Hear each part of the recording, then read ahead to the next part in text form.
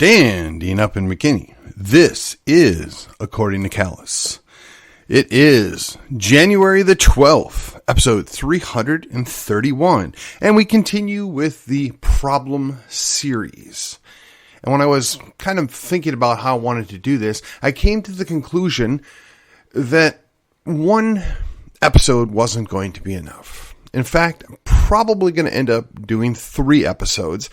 The reason being is I think there are some solutions that are directly inherent and answer some of the questions involved with it. And because it is my desire to do more than just show up 4 or 5 times a week complaining about issues and actually offer solutions or ideas that could be implemented, should be implemented, and might, just might, improve the situation.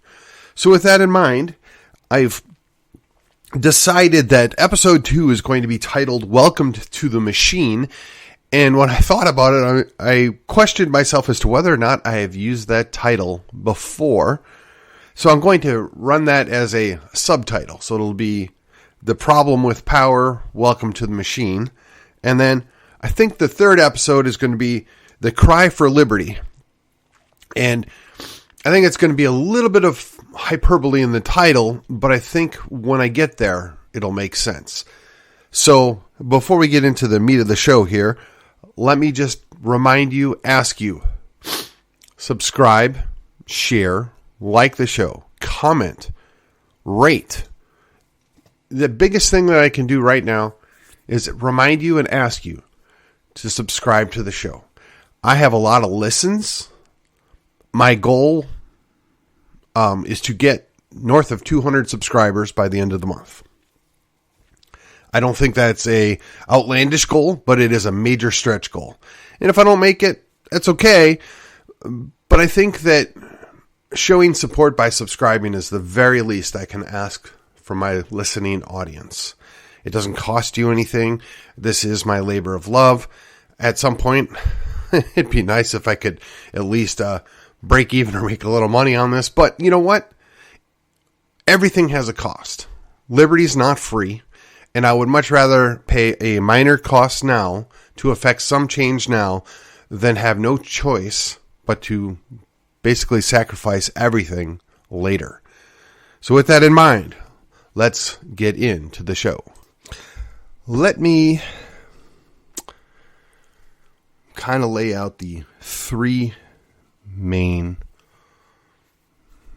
issues, if you will.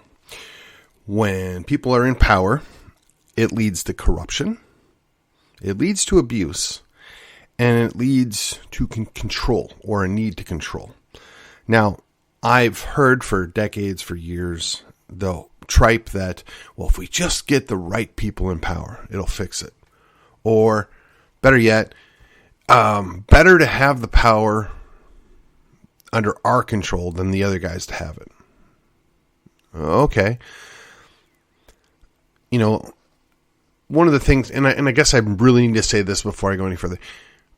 Very little of what I'm going to say is original, new thought on my part. I know that's shocking to some of you out there, but I have done a lot of listening, a lot of reading over the years, and a lot of that's amalgam together to make up a worldview that's competitive with that is in cooperation or can coexist or doesn't interfere with my Christian faith. And at times there's tension, and at times there's some challenges and things that got to be worked out. And it's not always an easy answer, but you can get there.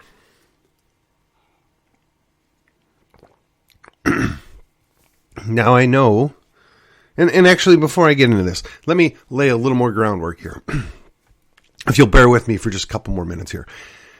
For many years, as a self-identified libertarian or libertarian-leaning Republican or whatever you want to call it, and I still would identify as a liberty activist or a liberty Republican, but I came to the conclusion that there were 2 deal breakers that I would need to be able to either overlook or just remain completely unsatisfied with if I were to go join the Libertarian Party. And in fairness to the party and in fairness to libertarians, they don't agree on either of these issues. There is no consensus. In fact, there is a roiling argument all the time whenever I peek into the libertarian world. And I believe there are two distinct answers and correct answers to preserve liberty, but I'm not the prevailing point of view, nor am I in any superpower where I can declare it from up on high that it's going to be Lex Rex. This is what the Libertarian Party believes. And in true libertarian fashion, nor would I want to do that, nor would I think that was a good idea. So those two issues are pre-birth murder and the idea that there should be no borders. Okay? I think I've answered both of those many, many times in the past, but those are the two deal breakers for me. And unless you have a cohesive and consistent answer for both of those, at least at the party level, knowing full well that members of your party are going to thumb their nose at it or not support it, much like the Republican Party states they want a secure border, states that they think it's wrong to kill babies in the womb. We know that there's a large number of people that say they're part of the club, part of the party, whatever you want to call it, that don't agree with that. And rather than continuing to fight about that day in and day out, they accept the idea that the greater good is at play. And honestly, for those people that disagree with us, those might not be deal breakers. But for me, those were the two deal breakers that I ultimately had to, I guess, never or not be willing to ever accept that I could be a libertarian. Okay? So, as a Republican, and I guess rolling this back a little bit further, having grown up just outside of Milwaukee, there was a bit of a political dynasty as well as a established order of things. And while that might have been more benign than, say, New York or Chicago, which was about 90 miles south of us, there was a distinct way that there's a club. Everybody in the club has a certain party label after them. And if you're not in that club, you're going nowhere, buddy. Now, some of that broke up coincidentally after I had moved down to Texas. And for the life of me, I'm not quite sure how that played out or how that happened. Milwaukee County basically had a stranglehold on the area around it for quite some time. So I guess as the population shifted and, you know, the suburbs got larger, they were able to counterbalance some of that. But that was the childhood or the experience I had as a young man, that the party in power wants to keep its power, is often or almost always rife with corruption, and they always want more control, and they will abuse their power. So, the problem with power, now that I've kind of laid out some groundwork of how I got to where I'm at, is that when you have that power, you want to keep the power. And the way you keep the power is to keep getting reelected, or at least placing your friends, your allies, your close associates in other positions of power to solidify your control. And the way you do that is you got to cut those deals. And I have said many times before that I understand that a lot of cities have the city, quote unquote, fathers, right? The clique that kind of runs the city. And a lot of times it can be benign. It's because they're disassociated. They're not directly involved with what's happening. But believe you me, if the city were to venture into something that was going to cause them pain or cause them a problem, they would assert their authority, their influence, their soft power. Now, I've got the opportunity to watch that play out in my hometown. And I don't know that I can put a particular timestamp on this, but I'm going to go back approximately 10 years.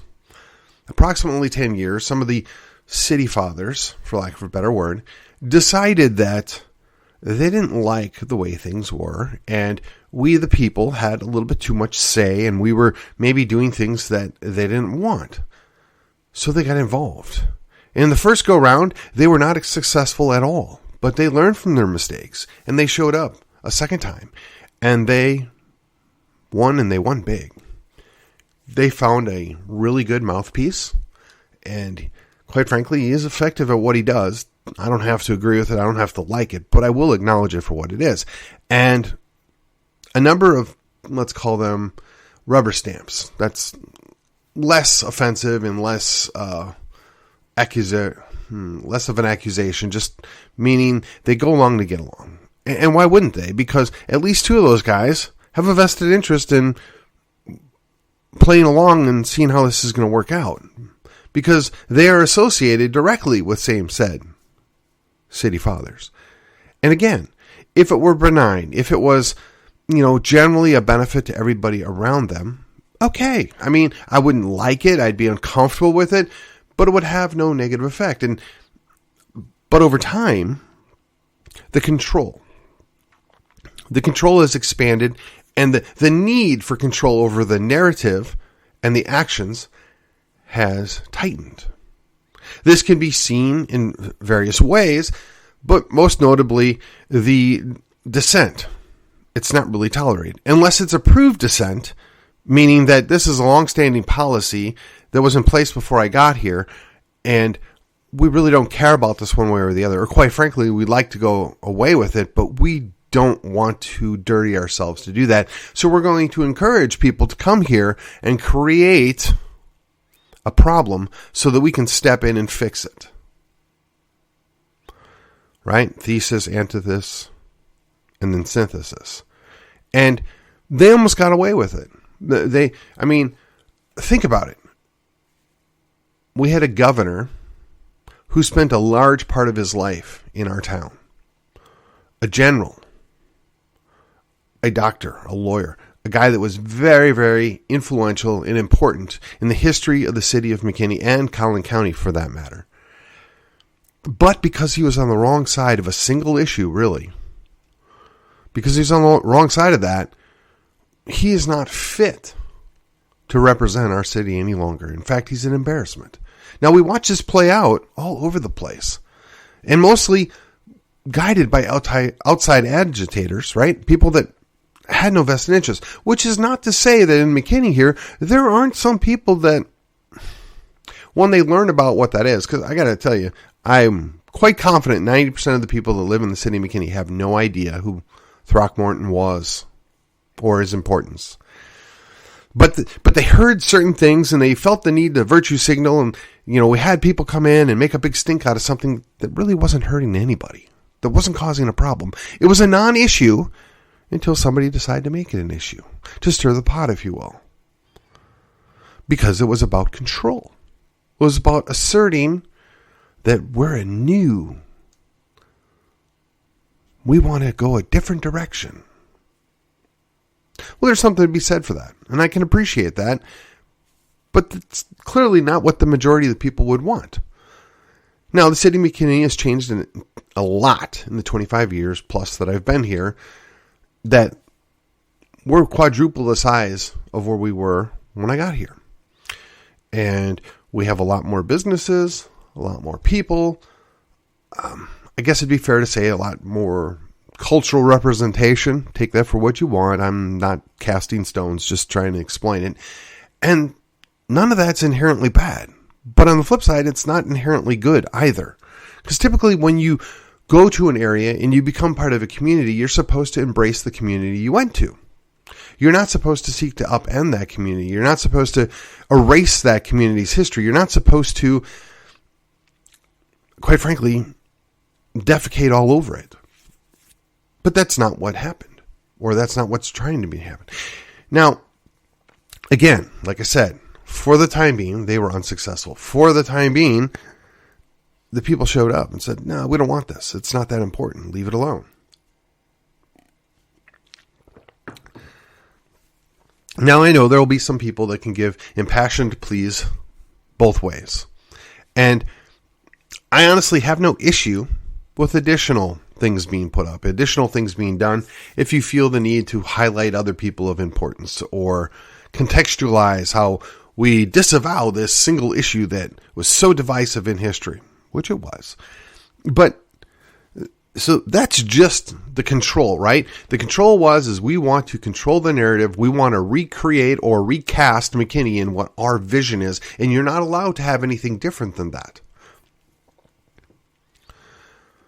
Again, when I moved here, McKinney was largely a bedroom community. There was very little emphasis on putting businesses in. In fact, I distinctly remember going back to a city council meeting, I'm going to say probably 15 years ago, just as a best guess.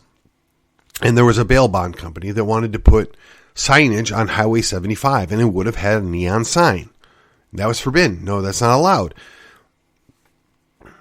They shut it down. They in a sense, told a company that was in town, we're not interested in you expanding. We're not interested in you growing. We would rather punish you for staying in the city of McKinney. Which is ironic to me because now, fast forward, we have several signs, some actually for the city of McKinney, that have neon on them. And they stand prominently for the downtown area. What changed? What was the vision? Clearly, it was the desire to step forward. Now, I applaud any business that wants to move to our town and invest their time and their money to build a business. But this gets back into control, right? Well, we only want certain businesses. We only want certain people with certain businesses. And we're going to make it more challenging and more difficult for those people that we don't necessarily want to have businesses in town than others, which directly connects into corruption. You see, there are several stories that I'm aware of that have taken place in that same period of time, whereupon people that tried to open up businesses as if they didn't grease the skids, and yes, I mean that in the way that Back to School referenced it, right? You gotta pay off those politicians. Unless those skids weren't greased, and it wasn't necessarily the politicians directly, but certain people that work for the city, if you didn't make them happy or do this little side deal on it, they didn't want to help you out. In fact, they would cost you time and money. And to be quite honest with you, I don't see a lot of evidence that that's changed. Now, I think the city's got a relatively hands-off approach on homeowners. I applaud that. I think that's good. They are not excessive on their zoning stuff, mostly because they have HOAs everywhere. But as a whole, I don't see that as a huge problem. But if you're trying to grow businesses, you're trying to entice businesses and expansion of the tax base, it would seem to me that you would want to be friendly and work with these business owners and all business owners. And then you need to go no further than our local McKinney Karen's page here, and they're always griping about a donut shop, a nail salon, a froyo place. These are people that have put in years, perhaps, $250,000 or more, investing in a business to try and open up because they think they might be successful. And we've got people that are going to poo-poo them and try and run them off and complain because they don't approve of that. That makes no sense to me. And for what it's worth, I think the city fathers, if you will, owe it to people that are willing to invest in the city to kind of have their back. And they don't, unless they play along. And I'm not going to get into corruption because I'm not going to make any direct accusations. And even if I had names, which I don't, I wouldn't name them because now we're going into territory that, well, that could get you legally in trouble. And it could make your life absolutely miserable. So I'm going to avoid that. And I'm going to be honest with you. I don't have any one person's name. And when dealing with this, honestly, the people making the accusations often don't want to use names because they're afraid of the same thing, retribution. And I can't fault them for that. And if you don't believe me, you can look no further than the school board. Now, the school board is going to be the example I'm going to use for abuse, but they're not the only power structure in this city that abuses their power. But if you've looked at what they've done over the last year, where they've refused to address issues, they've refused to even acknowledge that there was a problem, they've refused to do the job they were actually hired to do. And we got one guy up there, and they spend more time going after Chad Green and all the garbage and stuff they can take after. And yes, full disclosure, Chad is a personal friend of mine. And we disagree on a couple different things, but he's still my friend, and I still think he's trying to do a good job there. And I'm shocked at how vicious the board is at going after him as opposed to actually dealing with the problems at hand.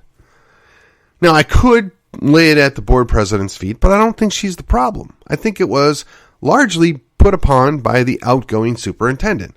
And for good or bad, the superintendent has a lot of sway over that board. I think that's a problem because he works for them, not the other way around. But again, this comes down to power and the abuse of power. And perhaps it's because we have a majority on the school board that really don't know what they're doing, don't know what they stand for, don't know what they think, they don't know what's best. They just go along with whatever they're told. They, in fact, are rubber stamps, or worse yet, carbon paper. So they will do whatever they're told. And I really don't think that's a good way to represent their constituents. I don't think they're doing us any favors. Now, whether I agree with them on a specific issue or not, if you can get up there and articulate why you believe what you believe and how you feel about a specific issue or what you think about this problem, okay, we could probably agree to disagree if we don't on a solution. But if we can at least say, well, yeah, this is an issue. My solution is X, your solution's Y. Well, what are our options here? How do we work forward on this? But they won't do that. And that, to me, that's an abuse of power. That's a need to control. And again, this is going back to controlling the narrative. They went from having, I wouldn't say unlimited time, but certainly a 3-minute time frame to 1 minute. But you can have 30 people because they've only allowed comment for 30 minutes. Why? Because they don't want to hear what you have to say. They don't really care what the public thinks. And again, that's an abuse. And I've talked about this repeatedly in the past, and I'm just using these as the examples so I can drive home what I'm getting at with the problem with power. So we've talked a little bit about corruption. Again, you got to be very careful there. You don't want to make accusations that can't be proven. You don't want to make accusations that you don't have direct evidence of.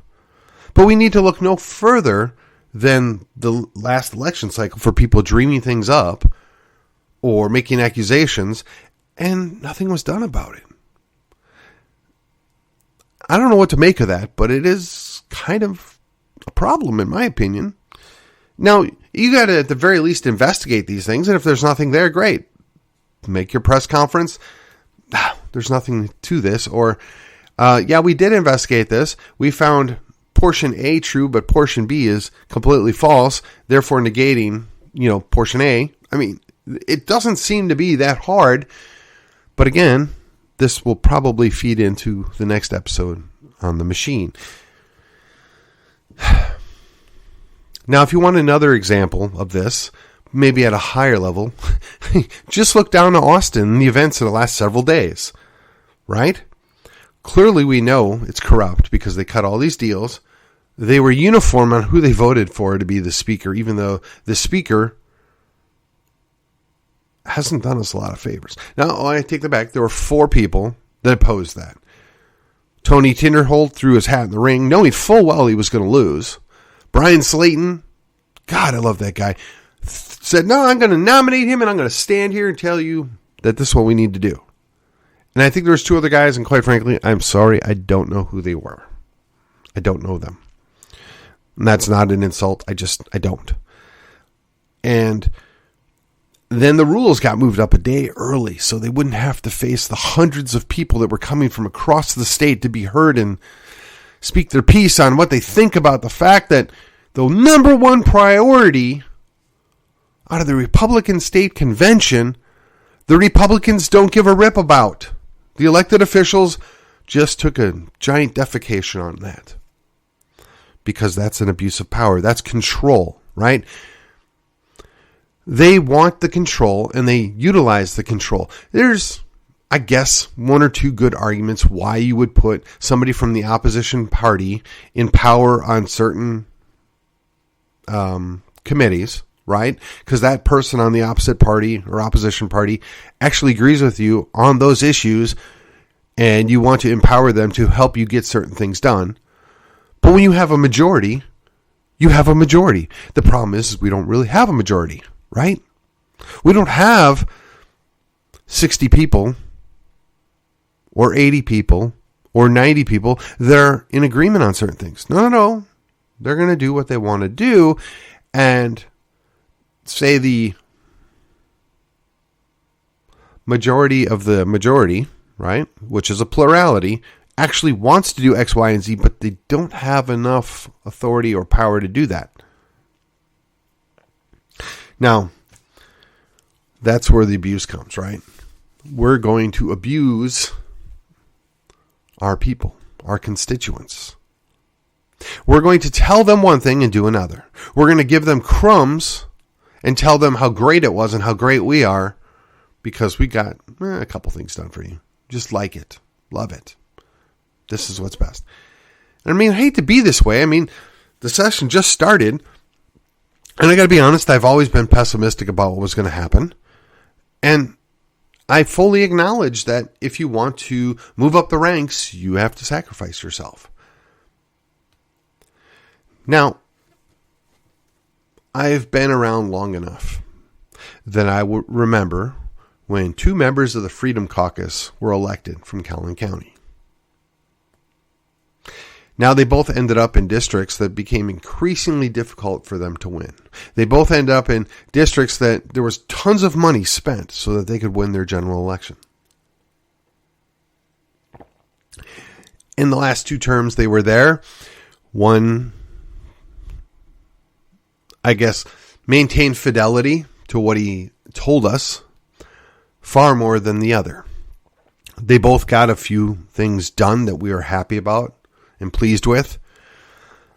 But the other spent a lot of time virtue signaling, spent a lot of time working his way up the ladder, making himself more powerful, making himself more valuable.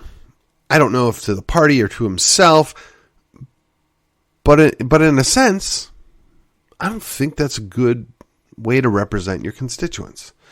Now, this goes back to the idea, right? If I can just get more power, I think I'm the right person to have power. And because I trust myself with that power, I'm going to assert the authority and I'm going to do everything I can to get more authority so that I can fix these things because I know better. And again, even with the most pure at heart and most benign individual, the most Christian of all people, when they get that much power, they're not really the same person.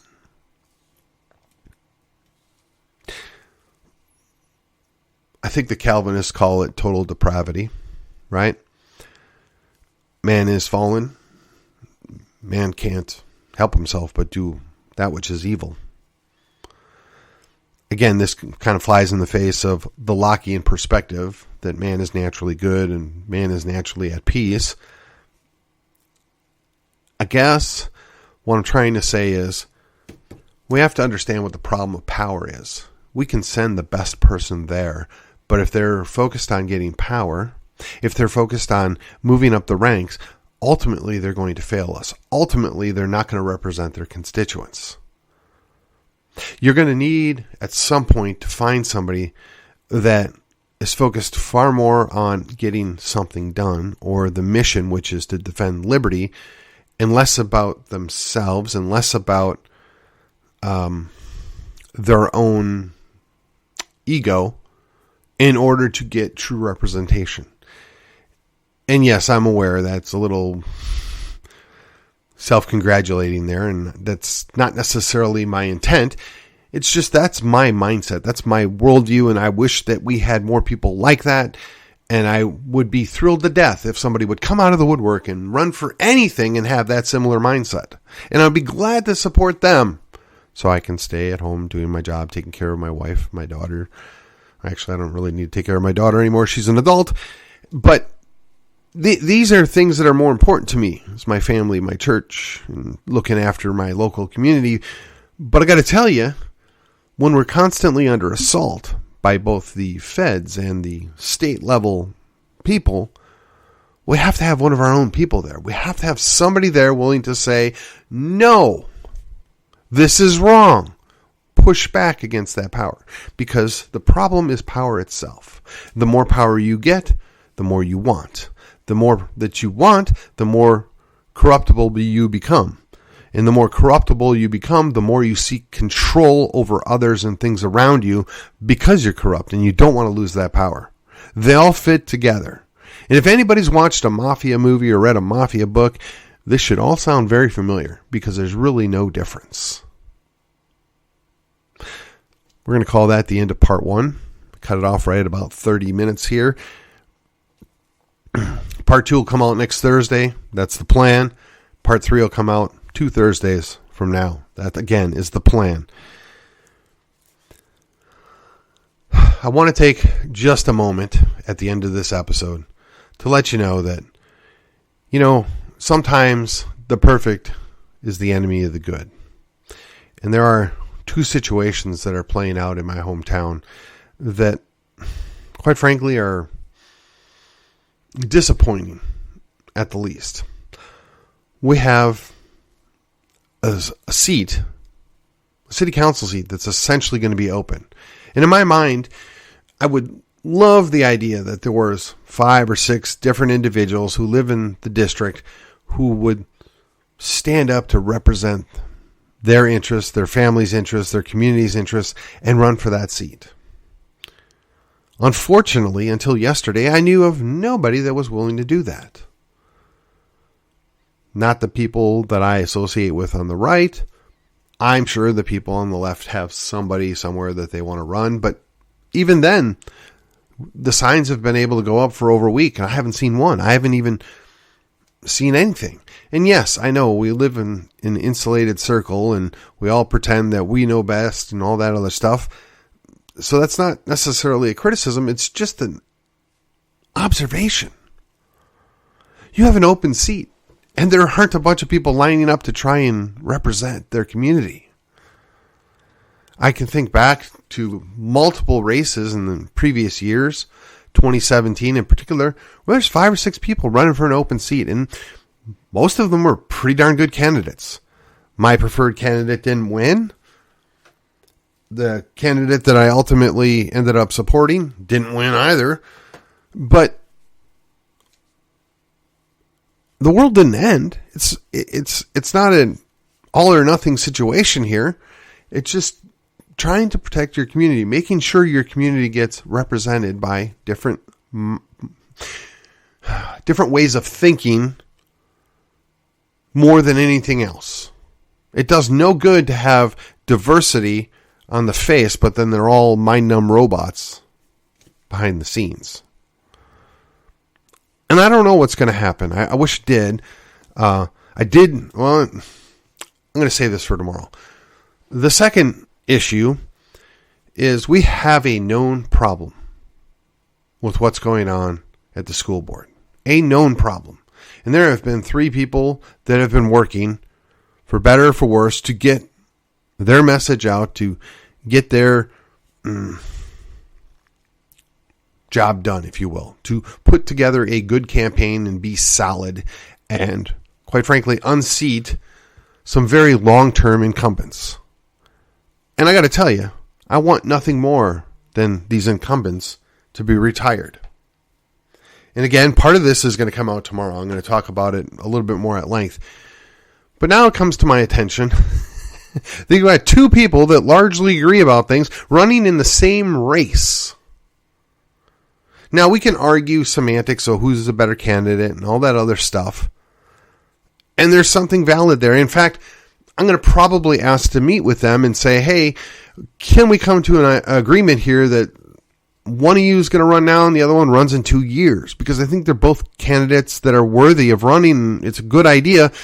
But when you run in a race where there's no primary, there's no absolute winner, it's a plurality wins, why in the world would we want two people in the same race that are similar running against an incumbent? Makes zero sense to me. But that's what's happened. And I got to imagine the incumbents laughing their butt off. I got to imagine that the left of center people that are actually happy with the school board are laughing their butts off. And here we are. The vast majority of the city is right of center. Varying degrees, yes, but north of 65% is right of center. Oh, yes, I know a lot of them identify as moderates, but they're not comfortable with some of the stuff that's been going on. And they're really put back on the notion of some of the policies that the school board is either allowing or encouraging. Yet, here we are, trying to push back against that, and people that should be on the same team are going to fight amongst themselves. And that's actually my lead into the next episode. Welcome to the machine. So if you thought this was worth your time, your efforts, you're entertained, informed, or just plain enthusiastic about listening to my sweet, sweet voice here, do me a favor, do what I asked at the beginning. Like, subscribe, share, comment, rate the show. Let's get it out there. Let's more people know. And again, probably for another couple weeks, personal friend of mine, he's made an ad, and I'm happy to run it. I think he does a good job, and no money's exchanged, no favors are exchanged. I just support the parallel economy such as it is. So please stick around, listen to his brief ad, and until then, I will see you on the other side. Canceled by the big tech mafia, but inadvertently profiting from owning their stocks in a mutual fund or ETF? At Two Pillars, they believe that censorship is a form of violence and a business practice that does not promote human flourishing. In many cases, through their investigative screening process, they can help you divest from companies that are denying your God-given, inalienable right to speak freely. Hey, Patriots! Two Pillars believes it's time for conservatives to align their values and investments. Two Pillars is your place for impact investing in the parallel economy. Find out what's in your investment portfolio with a complimentary portfolio review. Contact them today to learn more. Call toll-free at 833-377-0051 or send an email to info@twopillarsam.com. That's info@twopillarsam.com. Get started today. Advisory services are offered through Jacob & Boaz Asset Management, LLC, doing business as Two Pillars Asset Management or Two Pillars, a registered investment advisor in the states of Texas and California. Two Pillars is not endorsed by any government agency and is not engaged in the practice of law or tax advice.